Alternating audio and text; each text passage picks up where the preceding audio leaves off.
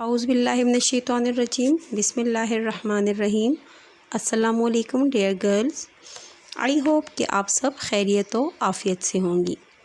Dear girls, آج کی اس video lecture میں ہم جو کام کریں گے وہ ہے حدیث نمبر 5۔ آج کا کام شروع کرنے سے پہلے، حدیث نمبر 5 کا مطالعہ کرنے سے پہلے میں ذرا آپ کو بتاتی چلوں آپ کے پچھلے کام کے بارے میں۔ گرلز، اس سے پہلے جو آپ کو ورک فرام ہوم ملا تھا اس میں آپ لوگوں نے کام کیا ہے سورۃ الانفال کا الدرس الثانی الف اور الدرس الثانی ب۔ آپ نے ان دونوں الدرس الثانی الف اور الدرس الثانی ب سے متعلق آپ لوگوں نے سوال جواب کیے تھے، عبارات کی تھیں، الفاظ معنی کیے ہیں اور آیات کے تراجم لکھے ہیں۔ اس کے بعد گرلز، آپ جو اپنی کاپی میں کام شروع کریں گی، یہ آپ کی کاپی ہے۔ سپوز آپ لوگوں نے ورک فرام ہوم کیا ہے، آپ نے اپریل اور مئی کا ٹاسک، ٹھیک ہے۔ اپریل اور مئی کا ٹاسک کرنے کے بعد آپ جو ہے اپنی کاپی میں ہیڈنگ دیں گی اس طرح، گھر کا کام برائے ماہ جون، ٹھیک ہے گرلز، گھر کا کام برائے ماہ جون آپ لوگ ہیڈنگ دے دیں گی اپنی کاپی پہ۔ پھر جو ہے اگلے پیج پہ آپ لوگ جو ہے لکھ لیں گی،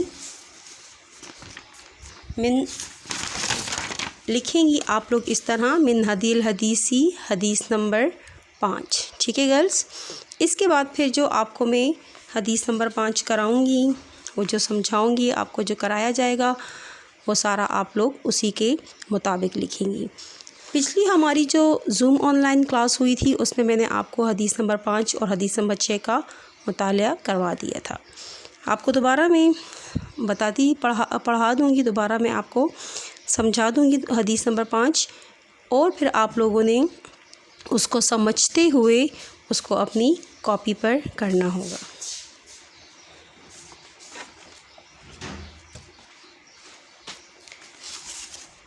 جی گرلز، سب سے پہلے آپ جو ہے، جیسے کہ میں نے پہلے آپ کو بتایا کہ آپ لوگ گھر کا کام برائے ماہ جون ہیڈنگ دے کر اور پھر جو ہے حدیث لکھیں گی جس طرح آپ کو بتایا جا رہا ہے۔ حدیث ہے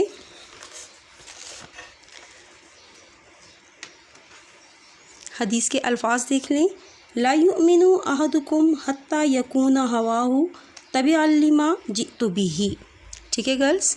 یہ حدیث آپ لوگ اپنی کاپی پہ لکھ لیں گی۔ ترجمہ ہے، تم میں سے کوئی شخص مومن نہیں ہو سکتا جب تک اس کی خواہش اس تعلیم کے مطابق نہ ہو جائے جو میں لایا ہوں۔ تشریح آپ لوگ اس کو ایک مرتبہ دوبارہ دیکھ لیں۔ تشریح ہے، انسان کی فطرت میں نیکی یا بدی دونوں کا شعور رکھا گیا ہے، اس لیے اسے چاہیے کہ وہ ارادے اور اختیار کے باوجود برائی یا گناہ کے کاموں سے اجتناب کرے۔ دوسرا یہ کہ اپنے جذبات، احساسات اور اپنے خیالات کو اللہ تعالیٰ اور اس کے رسول صلی اللہ علیہ وآلہ وسلم کی مرضی کے مطابق ڈھالے۔ حدیث میں آیا ہے کہ اگر کوئی شخص ایسا نہیں کرتا تو گویا وہ ایمان کی لذت سے ناواقف ہے۔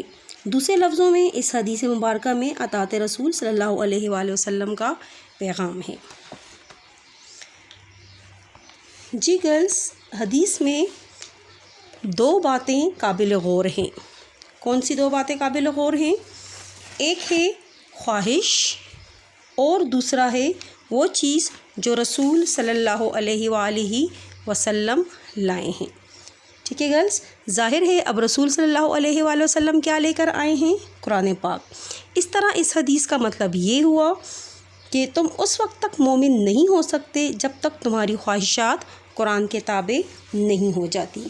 اس حدیث پاک کا مقصد ہے کہ ایک مسلمان اپنے اعمال کو قرآن پاک کے احکامات کے مطابق کر لے، اور اس مقصد کو بڑے خوبصورت انداز میں بتایا گیا ہے کہ تم اپنی خواہشات کو قرآن کے مطابق کر لو، اور جو شخص ایسا نہیں کرتا وہ ایمان کی لذت سے ناواقف رہتا ہے، اسے ایمان کی لذت، ایمان کی مٹھاس نصیب نہیں ہوتی۔ دوسرے الفاظ میں وہ مومن نہیں بن سکتا۔ اگر انسان کی خواہشات قرآن کے تابع ہو جائیں تو اعمال خود بخود نیک ہو جاتے ہیں. ٹھیک ہے گرلس، اگر خواہشات انسان کی نیک ہو جائیں تو انسان کے اعمال بھی نیک ہو جاتے ہیں. تو پھر انسان سے جب انسان کے اعمال نیک ہو جاتے ہیں تو پھر انسان سے کوئی بھی غلط عمل سرزد ہونے کا امکان نہیں رہتا، کیونکہ خواہش نیک ہے تو اعمال بھی نیک ہیں، اور عمل ہوتا ہی خواہش اور ارادے کے مطابق ہے. اگر کوئی شخص اپنی خواہشات کو قرآن کے تابع کر لیتا ہے تو وہ شخص ایمان کی لذت کو محسوس کرتا ہے، اسے ایمان کی چاشنی، ایمان کی لذت، ایمان کی مٹھاس نصیب ہوتی ہے. لیکن جو شخص ایسا نہیں کرتا تو وہ ایمان کی لذت سے محروم رہتا ہے، یعنی وہ پورا مومن نہیں بن سکتا. تو قرآن پاک حدیث میں بیان کیا گیا ہے کہ تم اپنی خواہشات کو قرآن کے مطابق کر لو. ایسی کوئی خواہش دل میں پیدا نہ ہونے دو جو قرآن اور سنت کے خلاف ہو. اپنے جذبات کو، اپنے احساسات کو اور اپنے خیالات کو قابو میں رکھ کر اللہ تعالیٰ اور اس کے رسول صلی اللہ علیہ وآلہ وسلم کی مرضی کے مطابق ڈھال دو. اپنی خواہشات کو آزاد نہ چھوڑو، کیونکہ آزاد خواہشات میں شیطان داخل ہو جاتا ہے اور خواہشات میں کشش پیدا کر کے انسان کو برائی کے راستے پر چلا دیتا ہے. اللہ تعالیٰ نے انسان کو نیکی اور بدی کا شعور عطا فرمایا ہے. اللہ تعالیٰ نے انسان کو یہ صلاحیت عطا فرمائی ہے کہ وہ اچھائی اور برائی، نیکی اور بدی میں تمیز کر سکے. لہٰذا انسان کو چاہیے کہ وہ اس صلاحیت کا، اس شعور کا استعمال کرتے ہوئے نیکی کے راستے پر گامزن ہو اور گناہ اور برائی کے کاموں سے دور رہے، ان سے پرہیز کرے. اچھا گرلس، آپ لوگ جو ہے جس طرح میں آپ کو بتا رہی ہوں اسی طرح آپ لوگ اپنی کاپی پہ سارا کام کریں گی. سب سے پہلے آپ جو ہے گھر کا کام برائے ماہ جون لکھ کر اس طرح حدیث لکھ لیں گی. پھر آپ تصوراتی خاکہ بنائیں گی، الفاظ، معنی، ترجمہ، تشریح، نیکی یا بدی کا شعور، رسول صلی اللہ علیہ وآلہ وسلم خاتم النبیین کی اطاعت.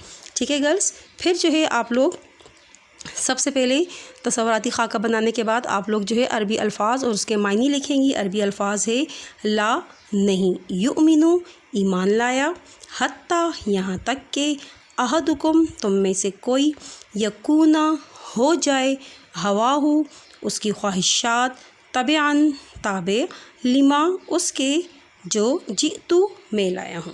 ٹھیک ہے گرلس، الفاظ معنی لکھنے کے بعد آپ لوگ آ جائیں گی ترجمے پہ. پھر جو ہے آپ لوگ ترجمہ ہیڈنگ دے کر اسی طرح پیارا پیارا مارکر پین کے ساتھ، بلو پین کے ساتھ ترجمہ لکھیں گی. خوبصورت پریزنٹیشن کے ساتھ آپ اپنا کام کریں گی. ترجمہ لکھنے کے بعد آپ لوگ جو ہے تشریح کی طرف آئیں گی، ہیڈنگ دیں گی نیکی یا بدی کا شعور. انسان کی فطرت میں نیکی اور بدی دونوں کا شعور رکھا گیا ہے، اس لیے اسے چاہیے کہ وہ ارادے اور اختیار کے باوجود برائی یا گناہ کے کاموں سے اجتناب کرے. یعنی اللہ تعالیٰ نے انسان کو اشرف المخلوقات بنایا، اسے جو ہے شرف بخشا، اعلیٰ افضل مخلوق قرار دیا. کیوں؟ اس لیے کہ انسان کے پاس شعور ہے، علم ہے، اچھائی اور برائی میں، حلال اور حرام میں، نیکی اور بدی میں تمیز کرنے کی صلاحیت موجود ہے. تو لہٰذا اسی کا استعمال کرتے ہوئے، اس شعور کا استعمال کرتے ہوئے انسان کو برائی یا گناہ کے کاموں سے پرہیز کرنا چاہیے. اپنے جذبات، احساسات اور خیالات کو اللہ اور اس کے رسول صلی اللہ علیہ وآلہ وسلم کی مرضی کے مطابق ڈھال لے. اس حدیث میں آیا ہے کہ اگر کوئی شخص ایسا نہیں کرتا تو گویا وہ ایمان کی لذت سے ناواقف ہے. اس حدیث میں اطاعت رسول کا پیغام ہے. اللہ تعالیٰ کا ارشاد ہے، جس نے میرے نبی صلی اللہ علیہ وآلہ وسلم کی اطاعت کی گویا اس نے میری اطاعت کی. دوسرے الفاظ میں اگر اس حدیث کے الفاظ پر غور کیا جائے تو ہمیں پتہ چلتا ہے کہ اس میں اللہ تعالیٰ نے نبی صلی اللہ علیہ وآلہ وسلم کی اطاعت کا حکم دیا ہے اور فرمایا ہے کہ جس نے میرے نبی کی اطاعت کی تو گویا اس نے میری اطاعت کی. یعنی نبی صلی اللہ علیہ وآلہ وسلم کی اطاعت میں اللہ تعالیٰ کی اطاعت ہے، اور جو نبی صلی اللہ علیہ وآلہ وسلم کی اطاعت نہیں کرتا تو گویا وہ اللہ تعالیٰ کی بھی نافرمانی کرتا ہے. پھر اس کے بعد آپ لوگ ہیڈنگ دیں گی رسول اللہ صلی اللہ علیہ وآلہ وسلم کی اطاعت ایک مسلمان پر لازم ہے کہ وہ اپنے عمل اور خواہش